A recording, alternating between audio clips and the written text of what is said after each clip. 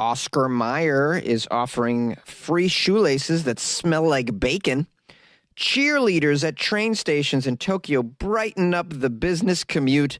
And Saudis can get insurance coverage for their runaway maids. These are the weird stories for Thursday on Wickedy Weird AF News. That's right. I make wickedy noises. I'm the host, Jonesy. This is the only daily weird news podcast hosted by a comedian. Sometimes it's funny. It's always informative.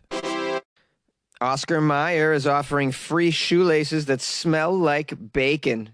Bacon's good. Pork chops are good. I don't know who would want shoelaces that smell like bacon.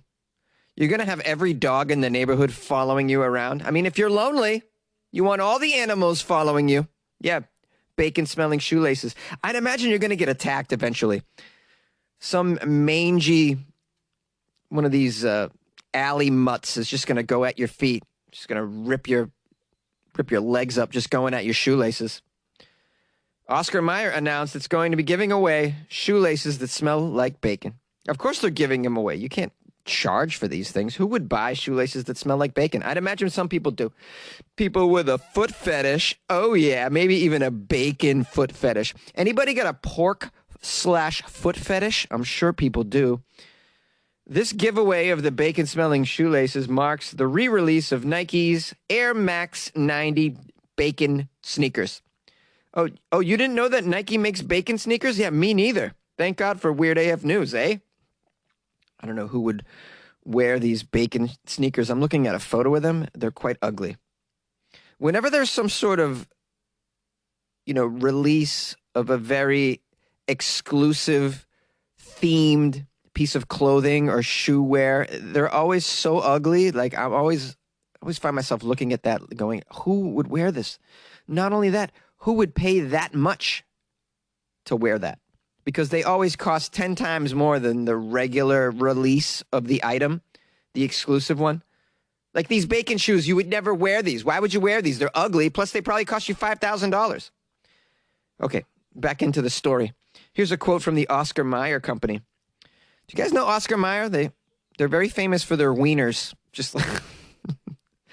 Yeah, there's a lot of people in this world famous for their wieners. Some of them work in the porn industry. The rest are Oscar Meyer related. Here's a quote from Oscar Meyer. To celebrate the re-release of the Nike Air Max Bacons, we're dropping bacon-scented laces that'll make your kicks sizzle. I got news for you, Oscar Meyer. No one's lacing up their kicks with your bacon-scented laces, but you can imagine that people do. I mean, you can believe whatever you want to believe. It's your world, Oscar Meyer. It's your bacon world. Oscar Meyer really, to me, is more known for hot dogs. Would you agree? I remember distinctly my mother buying Oscar Meyer wieners. Why did I eat hot dogs as a child? Well, because, me and my family were completely uneducated when it came to nutrition. I ate a lot of terrible things that I shouldn't have. And I swallowed a bunch of gum. Yeah, I swallowed so much gum. I'm sure if you pulled out my intestines, you'd find a bunch of gum left over from when I was 9 years old. I don't know why I shared that. Okay, so these laces, they look like something. Can you guess what the bacon-scented laces look like, my loyal listener of Weird AF News? Can you guess? You nailed it! Bacon! Yeah, they look like bacon. You guys with your education. I'm just very impressed with you. You just keep surprising me. Now, in case you want to enter to win these, I'm going to tell you what you have to do. You have to tweet something. Do you have a Twitter? You're going to need it. You're going to need the Twitter to win the bacon-scented shoelaces. Or you could just rob somebody that has bacon-scented shoelaces. You pull out a little knife or a pair of nunchucks. But give me all your laces, your bacon-smelling laces. I smelled them when you walked by initially. Give me your bacon laces, bro. Okay, so here's how you do it. Open a Twitter account because it's worth it. And then you have to tweet the following. To Oscar Meyer. You have to hashtag Oscar Cook My Kicks, which is just way too long. And then hashtag sweepstakes. If you do that, you will receive one entry. Limit one per account, okay? Don't try and have all these entries to win the bacon-scented shoelaces. Don't try and scam it, okay? You got to be fair. I'm wondering what sort of other scented shoelaces are out there in the world. I'd imagine. I didn't even know you could make shoelaces to be scented, but I guess you can make anything scented. I would like some strawberry scented laces, maybe. That would be great.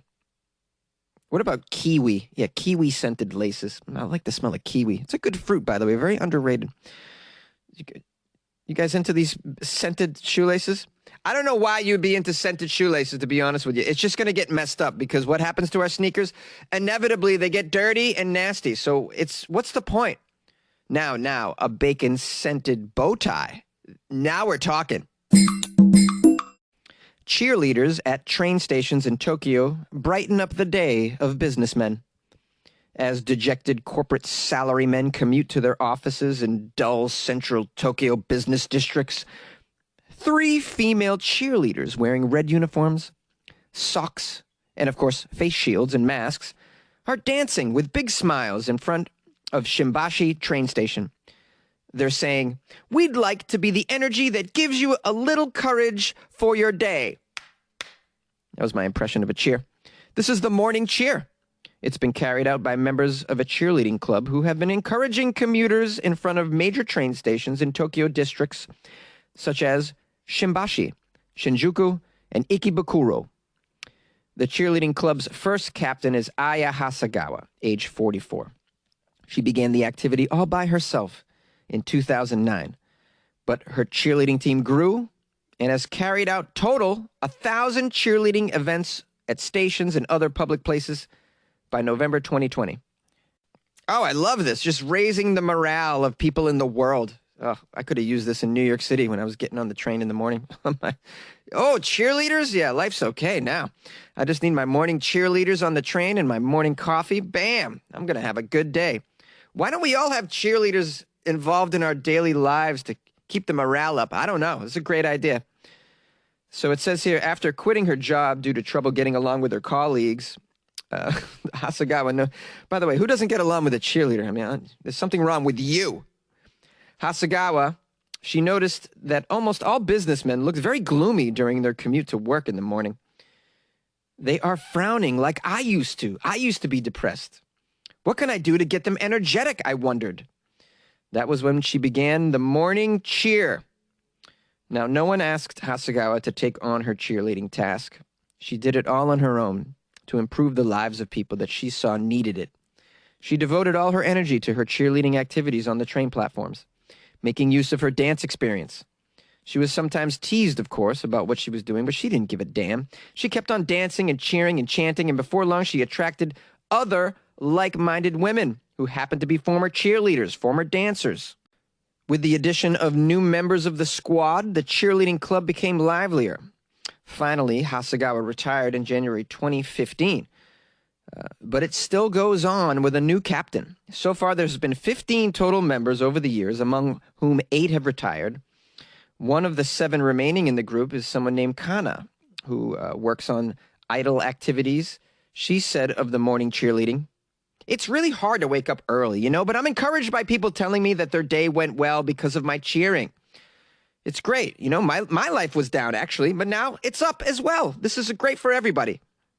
I mean, true cheerleading allows the dancers in the audience to draw strength together. I hope people will gain the courage to challenge something that day, even if it's only something small.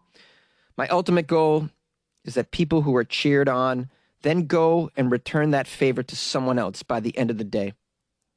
Believing that everyone will get energized if this trend spreads, club members keep cheering on the streets of Tokyo, and they aim in the future to do the same all across the country of Japan. This is a nice feel-good story, although weird. I love it. I would love to see more activities like this in the world because, the world's it's kind of flimsy and a scary place for some of us.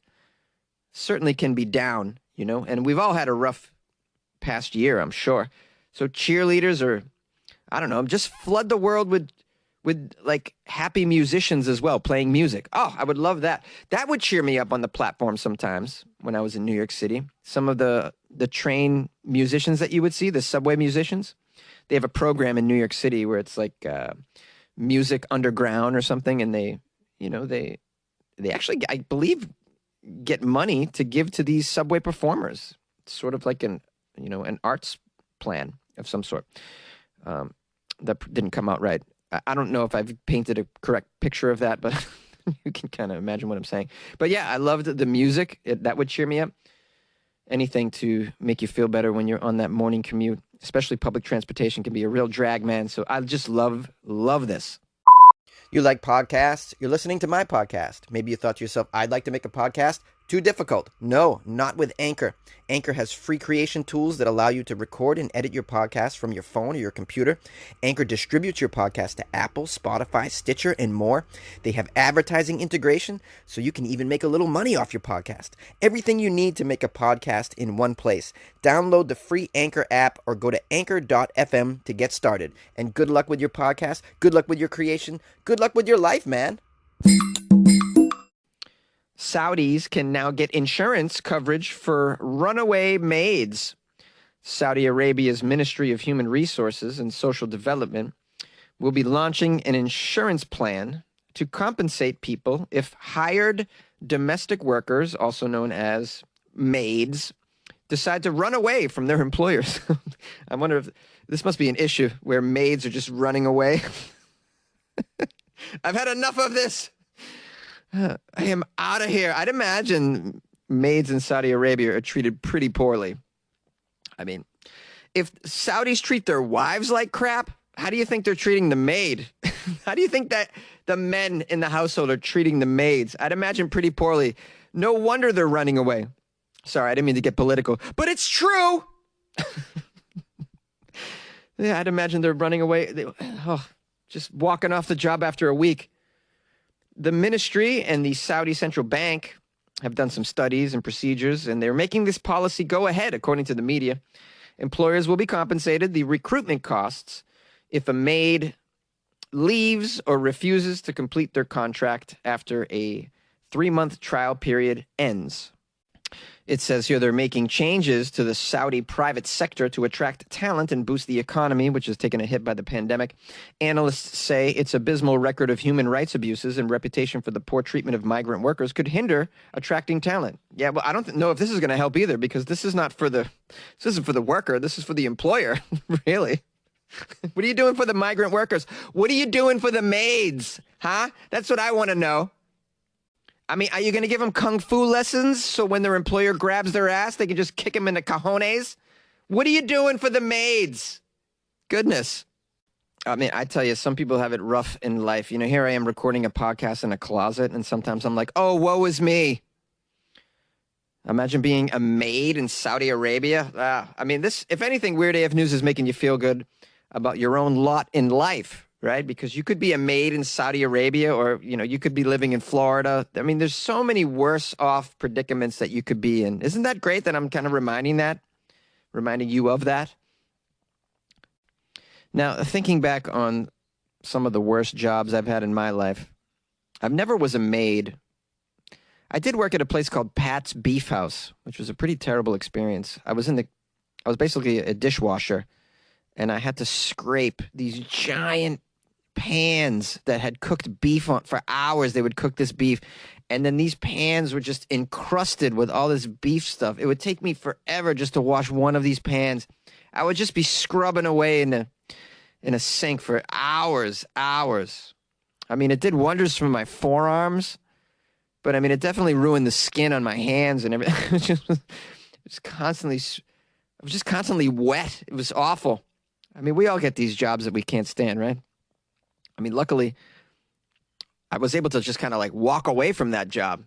You know, sometimes you get stuck in a position where you're a migrant worker. It's hard to just walk off the job. They got to do something really cruddy to you to like walk away, because then you become like an undocumented worker. It becomes a problem for you in your personal life. So, I mean, something's got to be done about these maids. You guys have any crappy jobs you want to share with me, by the way? I'd love to hear what you did that was worse than being a maid in Saudi Arabia. Can anybody beat that? Email me, funnyjones@gmail.com, or call the show, 646-450-2012. Hey, my fellow friends, are you commuting right now? When are you listening? Where are you listening? How are you listening to Weird AF News? You know what? It doesn't matter. I'm just grateful that you are. I appreciate your support. Now, yesterday on the show, I mentioned Def Leppard, and I also mentioned mullets, and people reached out to me about it. Mitch Bowers, as a matter of fact, sent me a mullet photo and a mullet video. Mitch Bowers, shout out to you with your amazing mullet. This guy's got an award-winning mullet. Said he's been growing it for over a year now. Killing it, Mitch Bowers, with your mullet. I'm going to call you Mullet Mitch. If anybody needs tips on how to grow a mullet, just reach out to Mitch Bowers. Mitch, if you haven't been on the cover of Mullet Monthly, you should be. Mullet Monthly. Does that exist? Probably not. It should, though.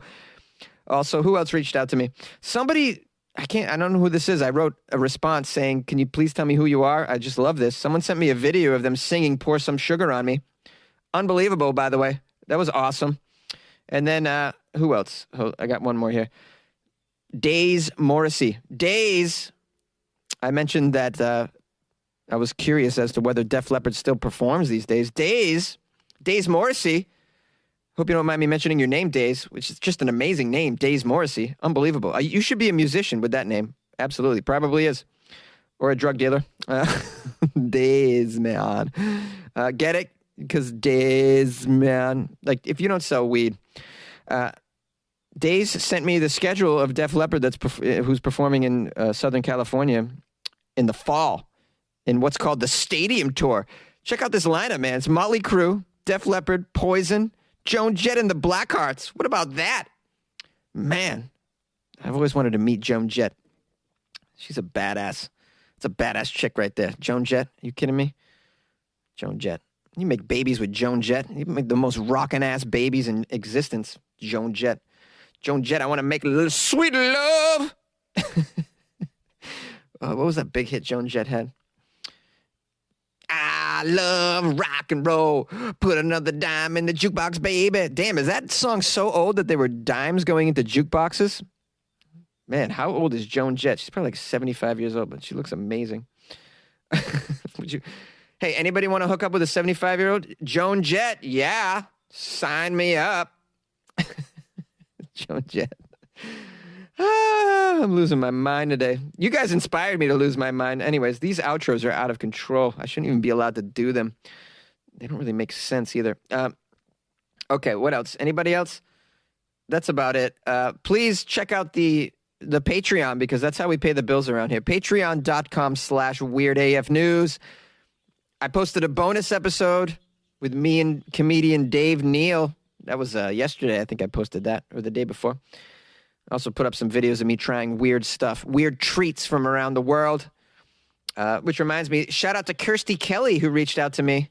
She left me a voicemail, which was very informative. She said she's mailing me like a care package, which I'm so grateful for. Kirsty is just a lovely woman. One of my blind listeners. I have a few blind listeners, and they're just the best listeners, the best, most supportive, tremendous individuals. Like, shout out to all my blind listeners. Michael from Iowa City. Kirsty Kelly. Kirsty said, for everybody, because she calls from out of the country. Apparently, you can make calls from out of the country. You have to dial from Australia. She said either you have to type in a 2 or a 3 before you call the number, something like that. But I guess you could Google how to call internationally and insert my number. And so you should be able to call this number internationally, 646-450-2012. Thank you, Kirsty, for the information. I'm passing it on to all of you. You guys should thank her as well. She is tremendous. That's about it. Follow me on Instagram at FunnyJones, and please leave a review of the podcast if you have time. If you haven't subscribed already, do I got to tell you? By the way, tomorrow is what, Friday? Yeah, send me Florida Friday articles, please. You have the email, or you can go to my website, weirdafnews.com, and submit articles that way as well.